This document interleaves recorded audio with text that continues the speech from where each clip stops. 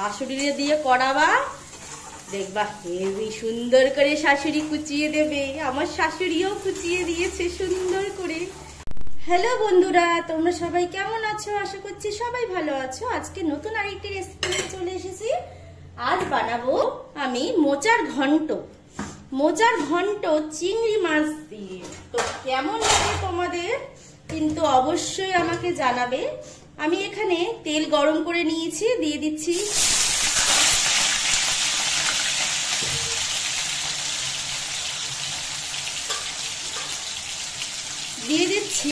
বাবা এমন তেল ছিটেছে বন্ধুরা গো, বাবা গো।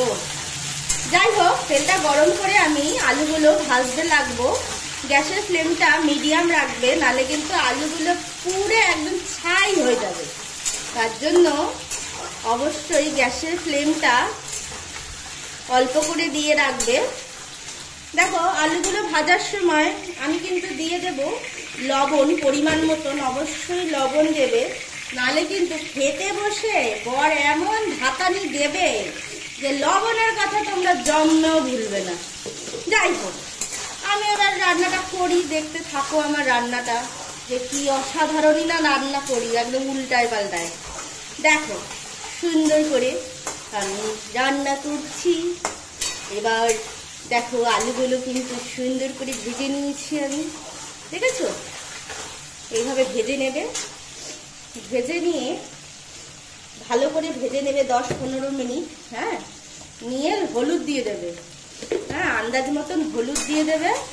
একটু গোটা গরম মশলা দিলে তেলের মধ্যে বেশ ভালো লাগতো। দাঁড়াও তো একটু গোটা গরম মশলাটা দিই।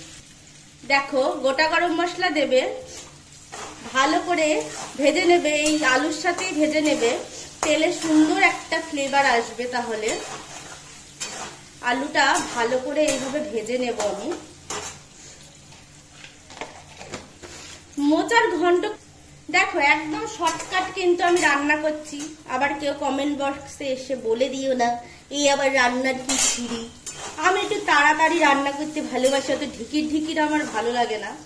তো তার জন্য আমি তেলের মধ্যে দিয়ে দিয়েছি কাঁচা লঙ্কা, দিয়ে দিচ্ছি পেঁয়াজ কুচি, আর 1 কোয়া রসুন দিয়েছি তেলে। ঠিক আছে, এবার এটাকে আলুর সাথে ভালো করে ভেজে নেবে, কাঁচা কাঁচা যেন না থাকে। দেখো 10-15 মিনিট কিন্তু টাইম নিয়ে ভালো করে ভাজবে তোমরা। দেখো কত সুন্দর হয়েছে।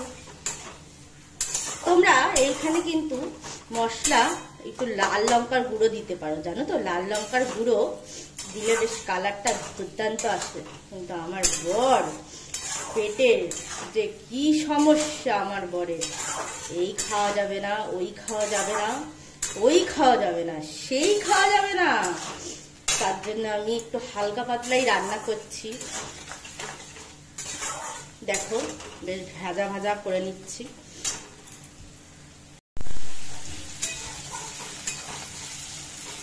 দেখো বন্ধুরা, পেঁয়াজ আর আলুটা কিন্তু সুন্দর করে ভাজা ভাজা হয়ে গেছে। ভিডিওটা দেখলে বলবে এত তেল দেশনি তুমি, এত তেল দিয়ে খায় কে না খায় এত তেল দিয়ে। তো কিন্তু আমি তো মোচা রান্না করছি বন্ধুরা, একটু তেল না দিলে জমে বলো? তেল দিতে হবে, একটু ঘি দিতে হবে। ঘি তো নাই আমার ঘরে, কি করবো বলো? তো তেলই নাই, দিছি একটু তেল দিয়ে ভালো করে কষতে হবে। দেখো এইগুলো এবার মাছ, চিংড়ি মাছটা বাছা চিংড়ি মাছ বেছে ধুয়ে রেখেছি, সেই মাছটা দিয়েও এখন ভালো করে ভেজে নিচ্ছি। মোচায় যদি একটু চিংড়ি মাছ না পড়ে কেমন যেন একটা বেমানান লাগে। তো তার জন্য একটু চিংড়ি মাছ দিয়ে দিলাম। এবার দিয়ে দিলাম হলুদ। তোমরা চাইলে এখানে লঙ্কার গুঁড়ো দিতে পারো, না দিলেও চলবে, আমি তো দেবো না। তোমাদের যদি একটু ঝালের প্রয়োজন হয় দিয়ে দেবা। সাথে দিচ্ছি বাবা গো বিশাল ঝাঁজ উঠছে বন্ধু, সাথে দিচ্ছি বন্ধুরা কোহিনূর হীরা, এটা কালা হীরা। যাই হোক, কালা হীরা কেন বললাম, এটার মধ্যেই আমার যত মানে গুণাগুণ, মানে রাত দিতে অত ভালো পারি না, এই মশলাগুলো বানায় রাখি, মোটামুটি শর্টকাটে ছেড়ে দিই, বুঝতে পারলে? কিন্তু খেতে অতুলনীয় হয়। এই মশলা কি মশলা জানো? জাদু মশলা।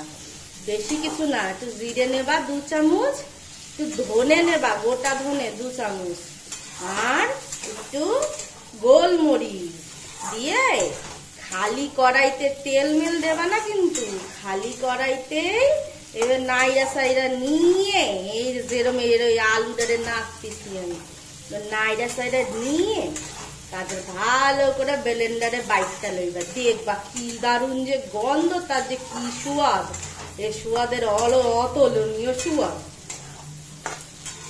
তোমরা নিশ্চয়ই ভাবছো এই বেটি কি কথা বলে, আমি তো কিছুই বুঝতে পারতেছি না। পারবা পারবা, আমার সাথে থাকো, আমার সাথে জুড়ে থাকো, দেখবা সব কিছুই স্মরণে আসবে, সব কিছুই বুঝতে পারবা। দেখো সুন্দর করে এভাবে কষাই নেবা, নিয়ে সিদ্ধ করে রাখা মোচা আগে কাইটটা নেবা, শাশুড়িরে দিয়ে কাইটটা কাটাবা, নিজে করতে যাবা না, তাতে কিন্তু খাটনি বেশি। শাশুড়িরে দিয়ে করাবা, দেখবা হেবি সুন্দর করে শাশুড়ি কুচিয়ে দেবে। আমার শাশুড়িও কুচিয়ে দিয়েছে সুন্দর করে, আমি শুধু সিদ্ধ করে একটু লেকচার দিতে বইছি তোমাদের সাথে, আর তো কামের কাম তো কিছুই করি না ঘরে। দেখো মশলাগুলো ভাইজা নিয়ে সিদ্ধ করে রাখা মোচাগুলো এইভাবে দিয়ে দেবা। এই দেখো এরকম ভাবে যতখানি মোচা তুমি কাটিছো, মানে তোমার শাশুড়ি কাইটটা দিছে।